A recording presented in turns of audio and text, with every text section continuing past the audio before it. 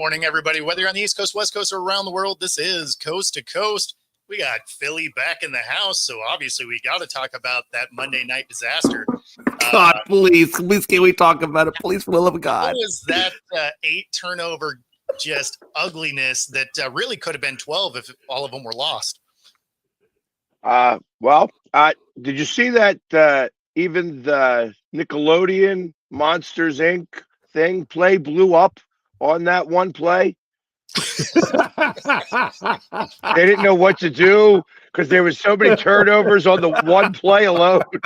The whole thing just blew up. It was just like, what happens now? I didn't even get to see it because you can't find it anywhere. But it was funny that it was like, hey, here's a interception. Oh, there's a fumble. There's a fumble. hey, Pags, I told him it was like that damn. Remember the replacements when John Madden's calling it, and he goes, the one guy who started the play is the same guy who finished the play. It's almost right, exactly. That whole play felt like that, Nope. No, and of course, crazy. The record set, right? Because no time in NFL history has somebody thrown a pick and fumbled on the same play. So shout out to Jalen Hurts for setting a record. Good job. But yeah, no, it was, and of course it only happened one time because there's so much that has to happen for that to happen. Yes. And, hey, you know what? The whole game was who wants to lose more. Oh yeah, and we did. We wanted to lose more. There's so much blame to go around here. Forcing that last throw made no sense. You had tons of time. He could have easily ran for the first down right there. Like he didn't. It was first down. Well, no, but I mean, there was so much room in front of him. He could have just ran. Yeah. And instead, he launches that thing into double coverage, super tight window. Like, it just didn't make any sense. You still had 3 minutes to go. And that's why I'm starting to wonder if maybe his decision-making is just not all there where it needs to be. Well, you know what I'm saying? Because, look, last year you guys got the Super Bowl. No doubt about it, man. You won it. But I'm wondering, and I'm wondering, is because look, Dak Prescott's never gotten a Super Bowl. Let's be honest, okay? But he takes a lot of shit. Dak takes a lot of shit, and I'm wondering, is it time to start giving Jalen Hurts a little bit of that love too? Because after that performance and a couple of performances before that, he's had moments where he has not looked good at all. Well, this year has been off for sure. Just as a team. Yeah, I want to say that. If there was a sophomore slump, this is it. Yeah, we'll say, I mean, obviously he's improved. And now he is like regressed. Yes. A good amount. He doesn't want to run the ball. There's a lot of different things that have come as part of this. Like, that he's trying to become more of a pocket passer. And by trying to do that, it challenges, it challenges him to have to have different things better than than last year. Last year, they relied more on the run. This was the first game that they actually had the run, working for him. But you got an offensive coordinator who was the passing game coordinator. So he doesn't understand how to run the ball. And I feel like sometimes he chooses to run the ball and in such a way that it limits the run to force them to have to pass. And that makes me wonder, like, what happens moving forward? Obviously, they have to sit back and really start to consider certain things. Like, I don't know if somebody else, I don't know that you can have somebody else start calling plays. But I think that they have to start to push more of a running game in a different way. It's like, you threw the ball 40 times. 40 times. You're not going to win many games that way. This isn't This isn't the Chargers from back in the day. That's that team that could throw it like 50 times a game and win games. Yes. In the NFL, you don't win games that way. And especially now that the Eagles kind of set the standard last year, it's becoming a running league again. Yeah. Remember 3 years ago they were talking about, is the running back dead? Yes. Guess what? Now all of a sudden the running back is alive and kicking. Yep. And teams that are winning are running the football. But what amazed me about that game was the one guy who I thought would have had, if anybody was going to have that amount of turnovers, didn't. I mean, I really thought Justin Herbert with the hand issue that might cause issues. Maybe he might fumble or whatever the case is. But he was the one guy that didn't turn the damn ball over and basically just facilitated the game and let the team do the work for him. And again, he had 2 runs. Well, I think 2 first down runs back to back. I mean, it just looked like completely different. I was expecting that out of Hurts, not out of Herbert, just given the Herbert's hand issue. But it wasn't the case. Well, but there was plenty of fumbles to go around because it wasn't. I mean, everybody was fumbling. I understand that it says there's 8 turnovers in that game, but there were 4 more fumbles that the offenses got back. Yes. Right. And it's the thing that just made no sense to me at all is, had this been inclement weather, like it's raining or snowing or whatever, like I'm with it. Sometimes the ball can get slippery. You're playing at SoFi. You're in LA. Like the weather is great, and it's a protected stadium anyway. So like none of it made sense for you to have ball security issues the way they were on Monday night. Right. Well, the defenses, these were 2 of the best defenses in the league. Sure. Going up against each other. So in the midst of all that, I mean, first off, four interceptions, all by the same guy. Yeah. I mean, that was a little ridiculous.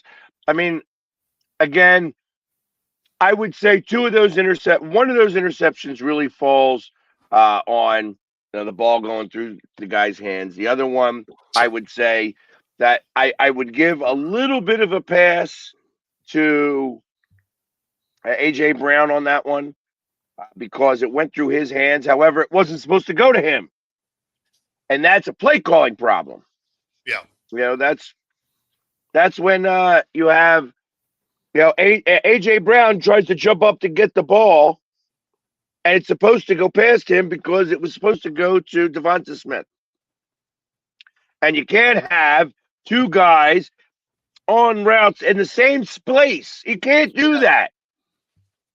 Yeah, I always hate it when you see somehow the routes end up in the same spot, because you're just like you're crowding your own playmaking ability. Right. Yeah. I will tell you, Rob, there is no chance that the Raiders have. The Raiders have already scheduled tee times. You know what I mean? Like they're not playing at all. And having Pickett, have you seen Pickett play? Right. I'm not concerned about this week. I don't think that they have any bit of a chance. It's not, it's like he might be a little bit up for that because he gets to play the play, in the place where, the last time he snapped the ball was to kneel down for the Super Bowl win. Exactly. You got a ring last time he took a snap. So let me ask you this, Pags. So you guys have clearly been on a 3-game slump right now against good teams. All right, no bad teams, right? Dallas is probably the least of the other teams, right? Dallas, Chicago, and Chargers. Now you got the Vegas, Washington, Buffalo, Washington. I think you can cancel out both the Washington games. Really, Buffalo is probably the only really tough team or above 500 team you have left. I don't expect you guys to lose anymore. I think you're going to win out the rest of those games. How do you see you guys as though going into the playoffs with these issues? Obviously, Dickerson's now down due to injury. I don't know how long he's going to be down for, but I saw him go down. And then obviously Johnson still hasn't gotten back. What are your concerns going into the postseason when it approaches? So you got to start to right the ship. Obviously, playing who you're playing helps resolve some issues. It's like the one thing I will say, Rich Eisen was saying, hey, everybody should still relax, and there's some truth to that. There was some things that the Eagles did move the ball against the Chargers, which is a really good defense. And they started to do things. The fact that they had 4 interceptions made me say, okay, it's now, he's trying to do different things. He's trying to figure out different reads. He's trying to make certain things happen. 2 of those interceptions going through people's hands kind of, we'll say, is not his fault. The last one absolutely is his fault. Is it time to jump off the bridge? No. We're not going to get the number 1 seed, so don't expect to buy. And I think that defense can win a lot of games, and I was having one of the best defenses in the league is going to be helpful because all the teams that are ahead of us, we have beat. We've beaten the Rams. We've beaten, Green Bay. We've beaten Tampa Bay. Chicago beat us. They beat us up, and they came in a lot more prepared. And then what did they do? They blew it against Green Bay. Yeah. So every little bit of you could say that Green Bay was almost a trap game because they were so up on beating the defending champions during a time when they're down. And I'm not going to use this as an excuse, but I do believe that there is something to be said for all the cameras being around with the, using the NFC East as the, hard knocks thing. They were doing that. Yeah, I forgot about that. I mean, it was, I don't know if they showed me during the game, but I was literally sitting right behind the cameras. And in the first quarter, I'm watching this one camera, and all I'm watching him do is follow Nick Sirianni. And I'm like, is this the Chargers trying to, like, I literally was going to text Dom and be like, yo, Dom, there's a camera on Nick Sirianni the entire time. I think the Chargers are stealing some of the plays. Like, that's what I kind of thought was happening. Then I started to think about it a little bit more and then realized that it was Hard Knocks. And then at halftime, I asked him about it, and they said, yes, they were filming for Hard Knocks. So there is something to be said for that does create somewhat of a distraction. And I know that some of this stuff is going to end pretty quickly. You know what I mean? It's going to end soon. I think they showed me on Hard Knocks. Somebody said look at you. You're on Hard Knocks. I was like, well, funny.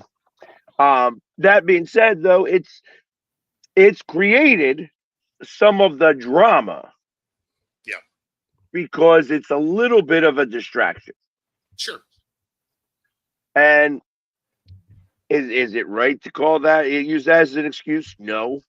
These guys are professionals and, all of these different things. Who else is getting it? The Giants, Washington.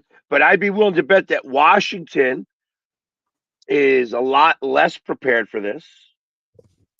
You look at everybody during this time, and there's been a lot of losses since they started filming. And the NFL's got to look at that. Like, hey, we're filming these guys, and next thing you know, Dallas is losing games. Giants and Washington are losing games. That's like and the Eagles are losing games. Everybody's losing. It doesn't. There's something to be said for that. Yeah, and that's the thing though. Like when I was looking, when they put up a graphic in that Monday night game, and I thought it was interesting. I don't remember all the categories, but there was like they showed the Eagles' offense last year versus this year, where you guys were ranked, and 5 of those categories, you guys were in the top 5. But then they showed the same categories this year, and now you're like 22nd, 23rd, 24th, 20th. And I'm wondering with the Eagles, that tells me, I'm wondering if this is more of, Kellen Moore was there last year. Now you got the new guy. Is this new guy going to take some of the fall for the struggles of the offense? That's called, I think Pachuca is his name. Or Kevin Petrullo. Petrullo. So, yes. There you go. Yeah, Kevin Petrullo. And he's getting a lot of the blame. I will say that it was a lot less of him. Now, I was listening to the guys last night. They do the show at the bar, two ex-pros that I said, and I brought up a couple of valid points. I'm like, one, when the Eagles went up the middle on Herbert, they were able to make disruptions, get sacks. He didn't have anywhere to go. When they went around the edges and they funneled him in, when he stepped up in the pocket and there was nobody there, he took off. He got most of his yardage running the ball up the middle when there was no pressure there. And that is a problem. It's like, why wasn't he seeing that? He saw every time that the running back was on a linebacker to linebacker one. Every time. Why not do it more? Why not do it more? Yeah. All right, I get it. They do have some good receivers over there. Herbert is a good quarterback. You know what I mean? So you don't want to get caught with your pants down. But every time you did it, it worked. So why? I don't understand. I don't get it. It worked every time. Why not keep doing it? But that's why they don't pay me the big bucks. When it comes to the offense, when it comes to the plays, I thought that they called a better game. I thought that the play calling was better for this game. And that gives me that glimmer of hope. Now you're going up against worse defenses, so it doesn't really say as much, but I want them to score points. I want them to get used to getting back into the end zone because we're not used to that right now. Yeah. We're not scoring enough points. Yeah. I want us to have a lot of touchdown celebrations. That's what I would like. I would like to see that. I want to see them all do a little dance. I want to see them, spike some footballs. I want them to do all of that stuff right now. And doing it against bad teams is not important to me because I want to do it against the bad teams because we are the Super Bowl champions still. And until we're out, we're still defending that. Of course. And I feel like sometimes they have to look up in the rafters to see where they were to remember how to get back there again. And like I said, in 2 more weeks, these cameras go away and no more Hard Knocks. Yep. And at that point, I think some of the stuff that they are getting in the middle of, and I think that there is some drama that winds up happening because of that, and so on and so forth. I think that there's a lot of different things. We're all human. We all want to act for the camera a little bit. Hold on, let me say this. To be fair, though, the offense hasn't looked good before those cameras arrived. Correct. But I looked at that as more as the play calling. As if they are evolving the play calling now, if things are getting better in that regards, then the players not doing it. The players were horrible. This was more of an execution, not organization problem. That's what I saw this week. And and that gives me hope because I know these players are better. These guys are and how many times is AJ Brown going to drop 3 or 4 balls in a game? He better not do it much more. You know what I mean? You don't go crying that you're not getting the ball enough, and then you're getting the ball and you're getting hands on 2 touchdowns he dropped. 2. The one was a great defensive play. What? Which one? The second one? Yeah, where he ripped his arm one that went high, and he missed the one that went high. No. But the one that was over the shoulder, the defender ripped his arm down. That was actually a great defensive play. He was getting killed on the broadcast, but that was a fantastic play by the defender because soon as it hit his hands, he hooked his arm and ripped it down. Okay, so and that happened pretty quickly. So you couldn't see it, and that happened on the other side of the field. So I didn't get a chance to see that like that. It was a great play, and the thing is had he hooked him before, Brown might have had a shot because he would have had his hand like this to try and one-hand it. But because he was trying to catch it two-handed, and then this one got ripped out, you're not catching that ball. Right. So, but the first play of the game was a touchdown. For sure. That absolutely was a touchdown. And then there was another one where Brown short armed it. He had the alligator arms or the T-Rex arms. I'm gonna get hit. Yeah. Hey, that's what I said to One Ass Cheeks. He's talking about the Eagles' defense being one of the best. He says a stretch. I gotta tell you, man, I agree with you. The thing what bothered me the most is you guys gave up 66 yards, 6.6 yards, I think, on average to Justin Herbert. You let a one-handed quarterback put 66 yards. Like I said, twice. Hold on. No. You're not letting them out of this. Twice that man ran for 2 first downs back to back. Did I just explain to you? Did I just explain to you what just happened? What I said about that? You heard me say. You heard me talk about that, right? But I listen to a lot of excuses come out of the damn Eagles organization. It's not a lot of excuses. I didn't give an excuse. I actually held the defensive coordinator accountable for that.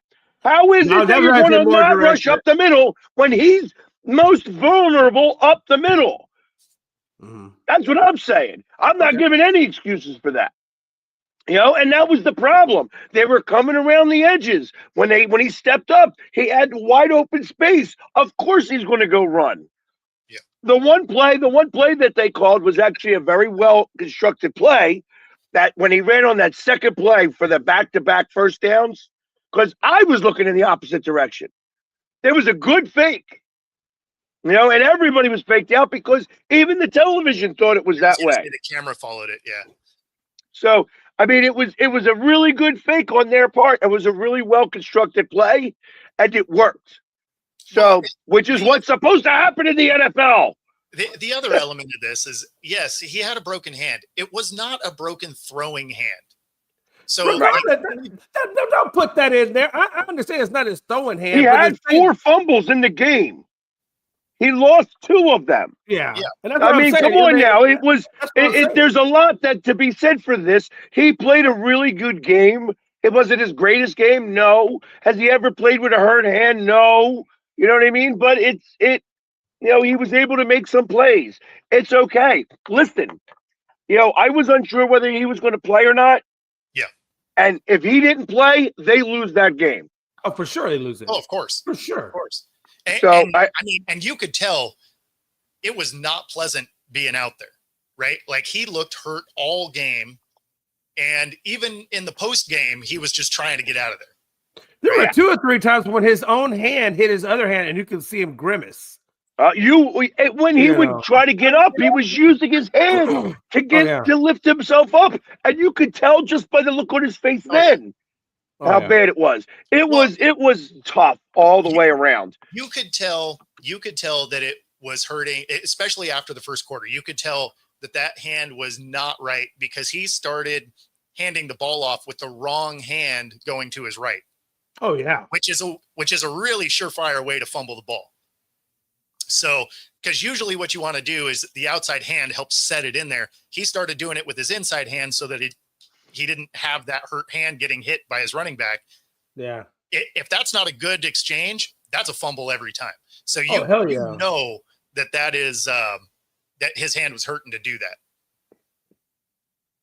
Yeah, it was a good win for the Chargers. I mean, given all the circumstances, it was a good win for them.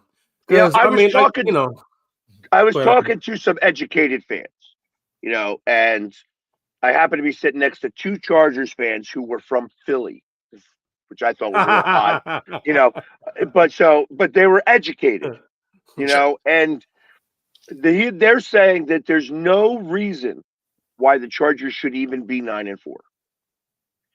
And that goes to tell me that has to do with coaching. Mm-hmm. That, I always, I'm not a Harbaugh fan. I am not. I think that he's an ass, actually. That being said, he must be doing some things right, or he has the right people around him, because that offensive line is as weak as it comes. And the only offensive line that looked weaker was ours. Yeah. They were getting a lot of pressure. Both sides got a lot of pressure on the quarterback. I'm with you though. Like, I think Harbaugh is annoying, but all that dude does is win. That's true. Everywhere he goes, he is successful. So even though I think personality wise, it's just not my guy, the results are there. I'm about to say, if he's putting W's, look, this isn't a personality contest. Just give me the damn W. Let's keep rolling. Yeah, well, and he does that. Damn. He does that. Yeah, he does. Yeah, he does. His other brother is not having as much fun right now over in Baltimore. Which I'm wondering what's going to change over in Baltimore. I mean, for them to be successful again. I mean, that formula of great defense, good run game, not so much relying on the pass game. I wonder if that's effective anymore. And they don't. You're right. Their defense has been terrible. Right. Yeah, they definitely got some work to do. I wish you understood football a little bit better because I've been watching your comments all game long or all day long here. And I haven't wanted to say anything because I don't want to seem like that I'm being a miserable, but some of the things that you're saying, Joe, are just straight out wrong. They are just straight out wrong. Like this isn't a Super Bowl hangover. This is a offensive coordinator who's trying to figure out how to learn how to be an offensive coordinator. And that's a different type of problem. It's not a hangover. Some of these guys are actually playing really well. The defense held a really good offense to really 19 points. And it should have been less than that because if it wasn't for the turnovers, they would have had another 6 points off the board because they were really holding this team really well. Mm-hmm. So I suspect that it's the defense is what wins championships. So to go ahead and say that we're not going to go back to back and things like that, I mean, you can make that argument and I can understand where that argument comes from. That being said, I suspect that within the next 4 weeks, I'm not going to take any stock from the Vegas game unless we lose. Yes. We lose that game. If we lose, it's a different story. But if we beat Washington twice and we beat Vegas, that Buffalo game in the cold, that is going to be our preparation to go to Green Bay in the cold. Yes. Yeah. That's what this is going to be about. And that's what they got to take these games as. There are some really, the challenges are against themselves now. You're not competing against the Raiders. You're not competing against Washington. Your schedule's very easy moving forward. But Buffalo is going to be a tough one in the cold. We're going to be freezing our nutsacks off. You know what I mean? Freezing your nutsacks off in Philly. I mean, I know Philly gets cold. It gets cold, but not Buffalo cold. Yeah, that's probably true. Maybe not Buffalo. That's a different animal. Plus, it's going to be snowing in Buffalo. Yeah, that's true. Let's be real. It's going to be cold. There's going to be wind. It's going to snow. Well, and that's true because New York is a cold state because the Army specifically sends people to New York, upstate New York, Fort Drum for cold weather training. Not even Alaska or anywhere. They go to Fort Drum. So I agree with that. That lake effect is going to kick in the balls. Yeah. So, and I look at that as that's going to be your preparation. Now we have to prepare for what's coming in the playoffs. And I feel that our defense is able to compete against any one of these offenses. And when it came down to it, if you look at last year's playoffs, in the Green Bay game, our defense really held up. In LA, it was our defense really that won the game. The Super Bowl was a different story. Our offense was overpowering and our defense was overpowering. That there was nobody who was going to go into that game and beat us at all. Joe, usually the hangover is for the team that loses. Typically why your Super Bowl winners aren't generally as strong is everybody is circling that one on the schedule. They're getting up for you.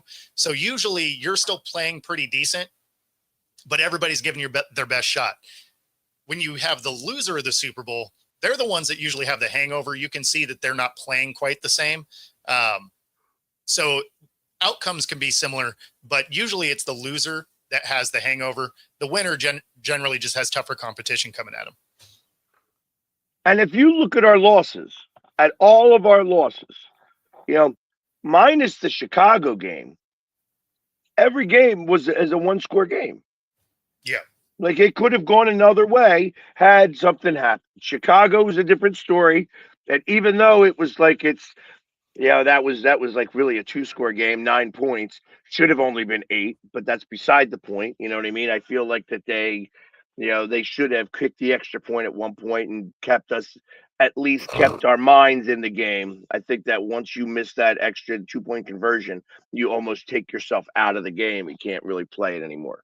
That being said, every other game, losing to Dallas, losing, these other games have been 1-score games where we could have done something differently at any point in the game to make it work. Hell, if he makes the field goal at halftime, that we may not even be having the argument. You know what I mean? That we would have won the game. But I think it would have probably, everything changes once the score starts to change. But it's, he misses it. He missed the field goal. Dicker didn't miss field goals. Yeah.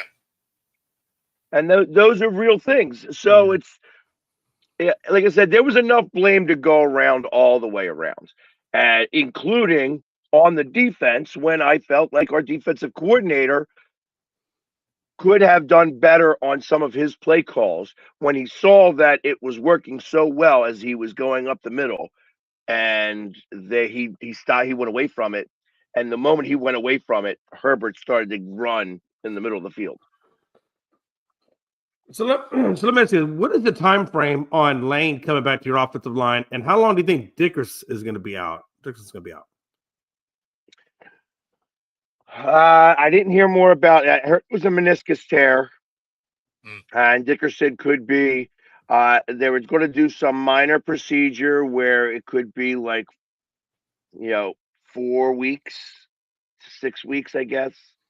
I can't answer that. Lane Johnson's supposed to come back next week. He'll be playing in a lot of pain. Right. They're going to be giving him different shoes so that it supports the Liz Frank.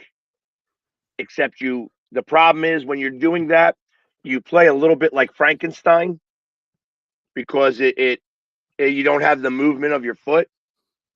Yeah. And my expectation on that is because it's his off foot, it's not the one that he's planting.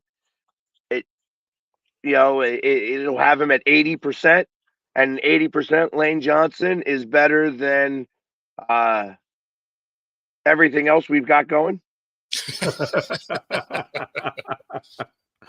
And of course, if you're watching right now, you can bet on whether or not they are done in the first round. Using the QR code on the screen, up to 125% of your first 3 deposits, 10% bet guarantee, and bet alongside us right here on Coast to Coast.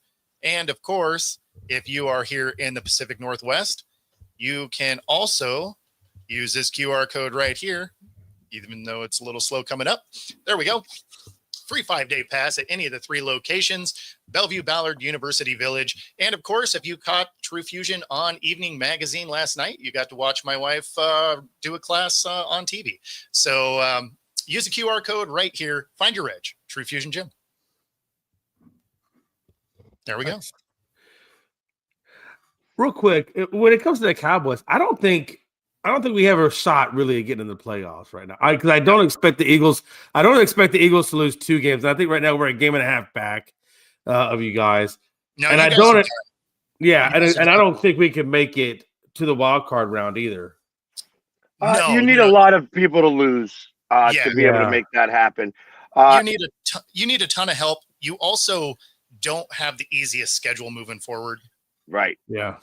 You can't worry about anybody else. You got to worry about yourself first and foremost. And I think that's your hardest thing to do right now. So you got the Vikings, which should be a win for you guys. I mean, I think the Vikings are just about done.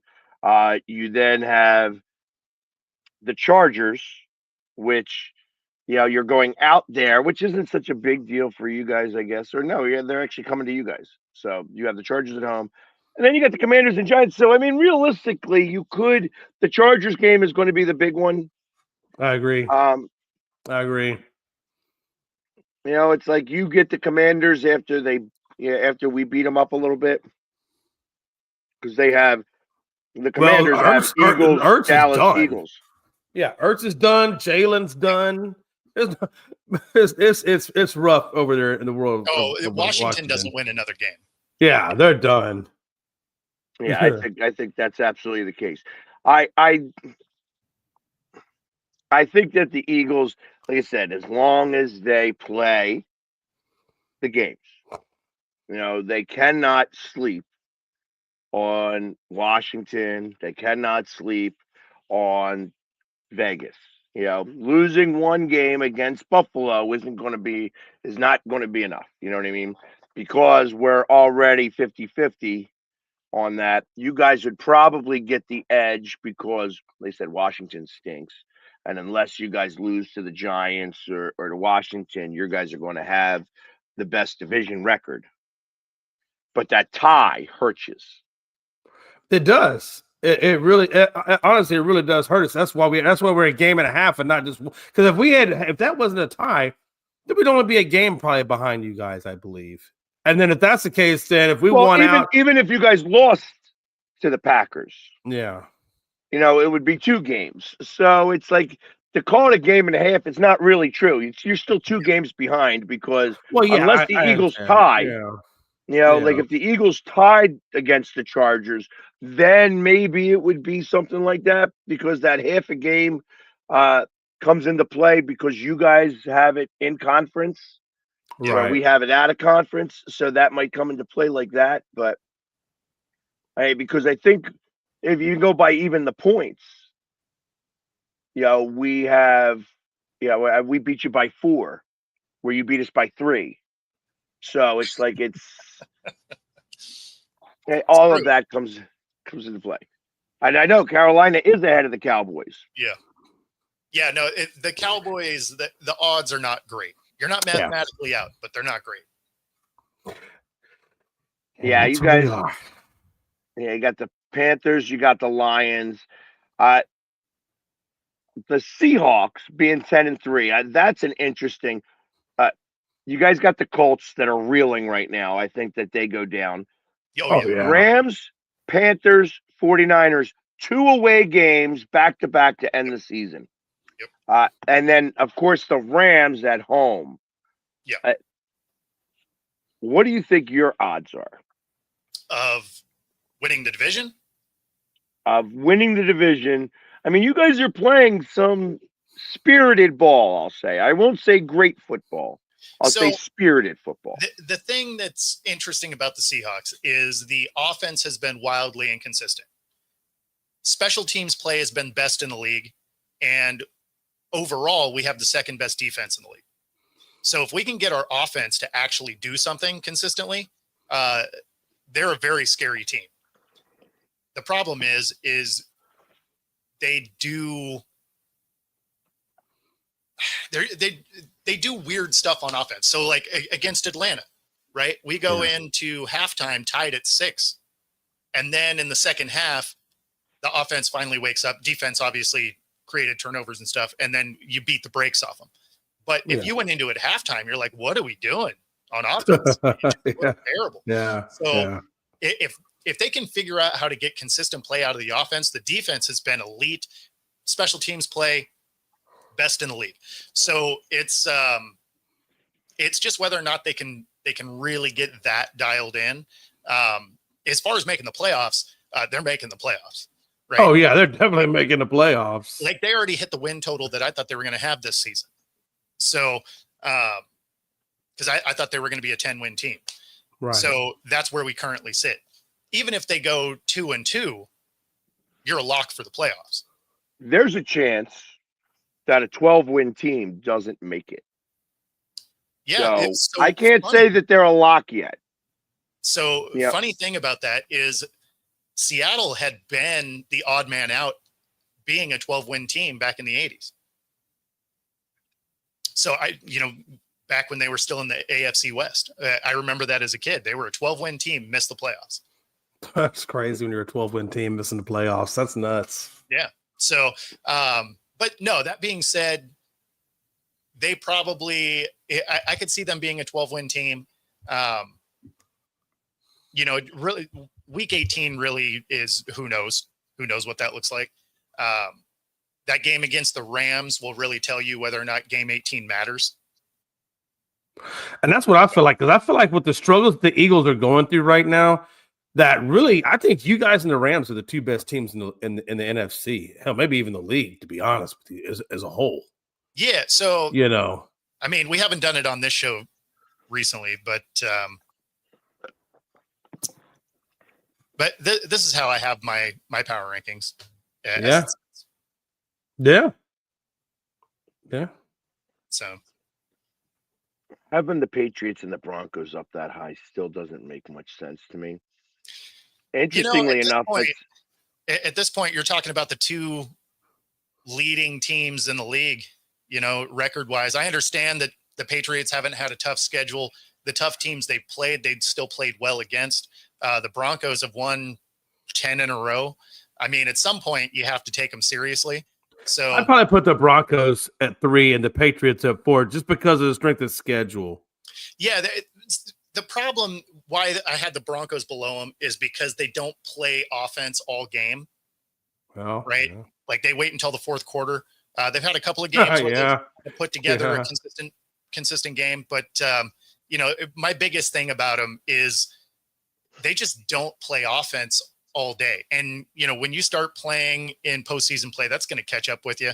The Niners are up that high because despite the fact that everybody is in a wheelchair, they keep winning games. The Packers and Bears, I mean, they keep gutting out wins. The Eagles continue to drop for me because the offense has just been terrible. I understand that you've won some games and whatever, but God, like if you were playing the way you are today in the playoffs, it's one and done. I would almost switch it out. I could put the Chargers in the 8th spot, just because of the same situation as the 49ers, that they are decimated at doing that. And, maybe move the Eagles down to 9 and the Bills at 10, and knock the Jaguars off. But the Jaguars are 9-4, like quietly 9-4. Well, you know what I mean? That's why they returned to my list, right? Because if you remember, they were down there in like week 3, and then they just said, see you later to playing football for a while. So that 10th spot, that easily could have been the Chargers. Like there's a few teams. I'm about to say, what are even the Texans, given the way the Texas defense is playing and that offense is starting to kind of find its rhythm. I mean, I don't know they're on there now, but I wouldn't be surprised if the Texans and Jaguars flip spots at some point before the end of the season. And that's the thing, right? Like anytime you're in that 9, 10, 11, 12 range, like those are very easy to kind of move around. Oh, for sure. Because the Texans, best defense in the league, right? And their offense is coming together. Obviously, the Chargers are a solid team despite the injuries. The Jaguars finally, kind of putting stuff together. The Bills, inconsistent. Eagles, again, offense just can't seem to get out of their own way. Hopefully they can get back on track playing some bad teams, get that, momentum back to them. I hope not. I hope they burn in infamy. Well, I mean, yeah, of course. But I mean, at the end of the day, it's a team that if you were looking at it today, I wouldn't be convinced they would beat anybody in the playoffs. Right. Yeah. Yeah, and it looks like both the Chiefs and the Ravens are going to be out on the outside looking in.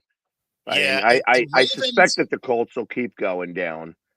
The Colts are toast. I mean, they just signed Phillip Rivers, so I mean, that like you can tell that's a desperation move. Plus, they have a tough schedule coming up. Right, they got all their easy games out of the way.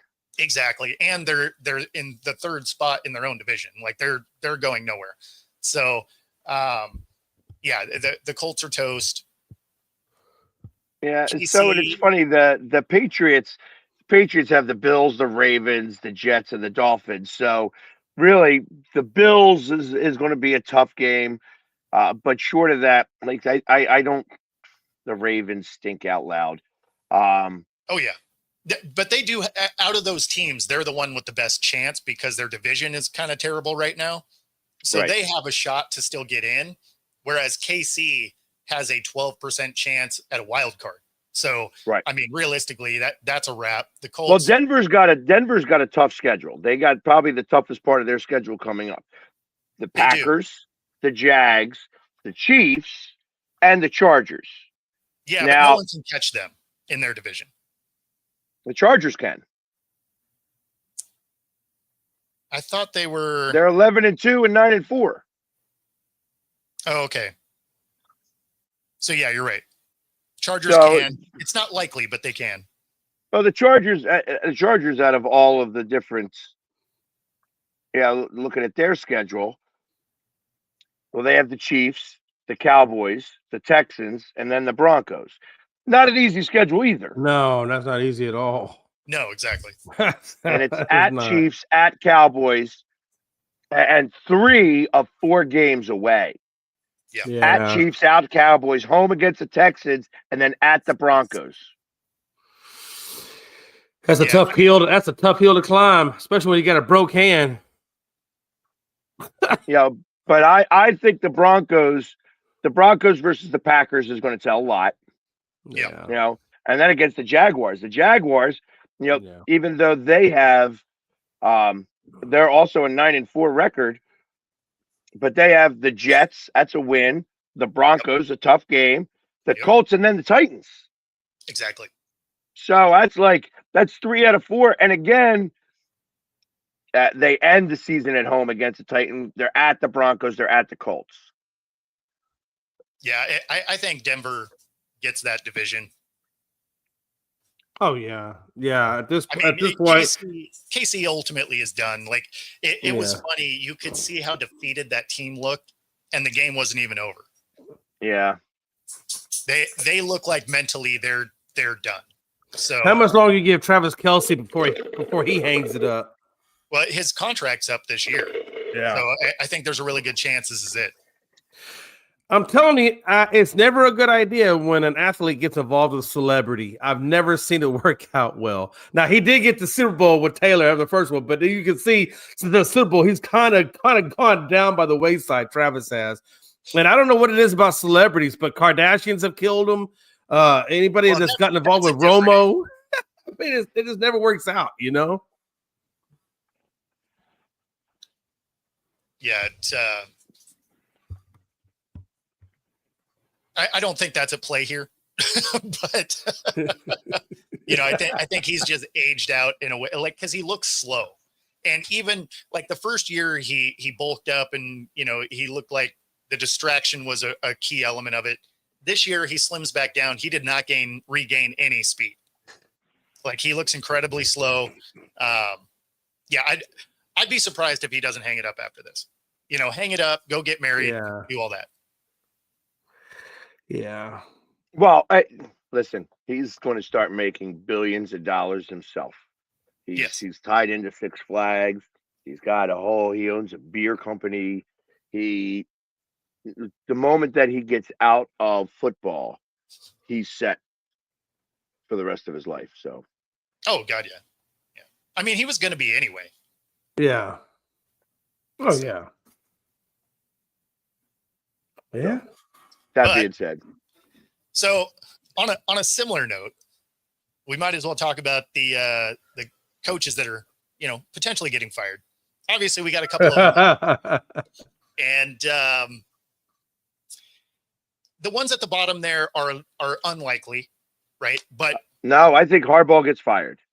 There's a good chance. McDaniel, I think, is doing just enough to keep his job, but Gannon, Stefanski, Taylor, Morris, they all seem Zach Taylor stays. Do you think he stays? I think the Bengals do not like to fire coaches. Exactly. And that's probably why Harbaugh stays too, is the Ravens are overly loyal to guys. Yeah, I think that the other day, losing to Pittsburgh cost him his job. I think that's what did it. I think it's going to be a mutual thing. He won't be fired. He's just going to hang it up. He's going to resign and call it good. I think it'll be a mutual. Yeah, a mutual thing. Well, and I think the Stefanski one is definitely going to be gone, right? Well, especially after this last week. This is his response. What was supposed to happen on that last 2-point conversion? Yeah, not going to get into all the specifics, Jeff, but obviously did not go as we thought it would. Did you make that call or did Tommy? Yeah, I make every call. Yep. Like, he looks so defeated in just being a Brown. I think he's just waiting to get fired at this point. But for them to close the door off for that final play to tie the game up on a day that he actually had a great day. I watched something today, this morning, that was like, wow. The reason why he is not a Shedeur Sanders fan. Okay. Back in the day, Tim McCarver was doing an interview and got like a whole bucket of water dumped on him by Deion Sanders. Tim McCarver is Stefanski's grandfather. Okay. And that this might be harbored hatred All right. for a long time. That is the slow play, I guess. But wow. I found that out today. I was like, whoa, that's holding some grudge. But no, that makes sense. That actually makes sense now that I think about it. You know, and it's like he's like, you know, you think about this, and it's like, here's Stefanski, who's 10 years old at the time, and his grandfather's his hero because he's seen on television all the time. And then, you know, you have Deion Sanders, who is a little frustrated because he didn't like what Tim McCarver had to say about him, dump a whole bucket of ice water on him. Yeah. That's funny. Yeah, just a little bit. Well, and they got a couple of number ones, so they might draft a quarterback yet again. Stefanski's probably calling Deion, hey, man, remember that shit back in the day? Yeah, I got you, boo-boo. I mean, I doubt it's that overt, but gotta go where that didn't happen. But yeah, I definitely see where Stefanski probably is done, which I think he'll welcome at this point. Gannon, you have to think like they're set up to be a middling team, and they've wildly underperformed that. Yeah, maybe Taylor makes it. Morris maybe does too, but Pete shouldn't. Pete Carroll, he's got legitimately has a chance to not be around next year. I don't think it happens, but I think he retires. I think that he realizes like this sucks, and this ain't getting better. This ain't going to get better. You know, and I think that's. I mean, I would have almost pulled the plug already. Like if I was him, I'd have been like, "Hey, listen, this is not what I signed up for, and you guys suck, and I'm gonna just walk away." You know, so much of this has been on how bad Geno's played, which I have to admit, I did not expect this drop off that he's had, especially his attitude drop off. Also, right? Like he's been thankful for the opportunity and whatever, and he's been kind of a douche when it came to going to the Raiders. So that interesting. But with the amount of turnovers, like that cost them a couple of games. So it definitely hasn't all been on coaching, but the NFL is a production-based business, right? So there's no moral victories or like the game plan could have worked if Geno, like that's not ever how that works. So there is a real chance that Pete Carroll is a one and done with the Raiders. I don't think it happens. I think he gets one more year out of it. But McDaniel, I think, has done just enough to save his job. I feel bad for Max Crosby though, because I mean that guy really gives a lot to that organization, and just has not had the fruits of the labors come back to him. You know. I hope I do actually. Truth of the matter is that I do kind of hope that Mike McDaniel gets fired. Uh, Only because I would love to see him. I think that he would be a natural pickup for an offensive coordinator by the Eagles. They would give him a lot of Sure. money. Sure. They'd give him a lot of money to be the offensive coordinator here. And I think that his personality is the right type of personality for Jalen Hurts. So I would love to see that occur. However, that would mean that in 8 seasons, he'll have 8 different offensive coordinators. Yeah. That being said, though, I mean, I feel like that the last change, we all were unsure about Kellen Moore, but Kellen Moore wound up winning a Super Bowl. You know what I mean? And I think Mike McDaniel has the ability to do that. I think that he knows how to use his receivers the right way. I know he knows how to use the running game the proper way. And I think if you gave him all of these weapons as they remain, I actually suspect that we are going to wind up trading AJ Brown in the offseason. I could see that. I don't think that is going to go unnoticed. That the way this occurred and some of the stuff, some of the drama that came about is not on the Eagles playbook. And they are unhappy about this. You know what I mean? I think. And it's, listen, in the midst of everything else, Howie Roseman is a tactician. Sure. And all of this stuff is going in his notes. And my expectation is that he is going to, make a move that will benefit them 100%. It's going to be a beneficial thing. I wouldn't be surprised if you could trade him to a good team and maybe get, 2 firsts or a first and a third Hmm. for him. Oh. Yeah. Yeah. But I don't suspect that, I think we're gonna stay with Jalen Hurts. And you want to hear the other rumor that I've been hearing is that the reason why Jalen Hurts doesn't want to run is because he doesn't want to have the opportunity of getting hurt because Tanner McKee is a stud. Okay. And that's if we were to go to the backup quarterback, because everybody in Philadelphia loves a backup quarterback here. That's a Yep. big deal. So if they were to go to the backup quarterback for any reason, that Tanner McKee would ball out. And having him ball out would be a no bueno for Jalen Hurts. Yeah. How much longer does Tanner McKee have on his contract? I think he's still under rookie contract. So do you think if his contract expires, and let's say Jalen doesn't get hurt, you got to imagine would other people try to poach him from the Eagles to make him their starter? Like, for example, maybe New Orleans, who needs a quarterback. Yeah, New Orleans isn't going to trade what the Eagles would want. The Eagles would absolutely want a number 2. Yep. They know what they have with Tanner McKee.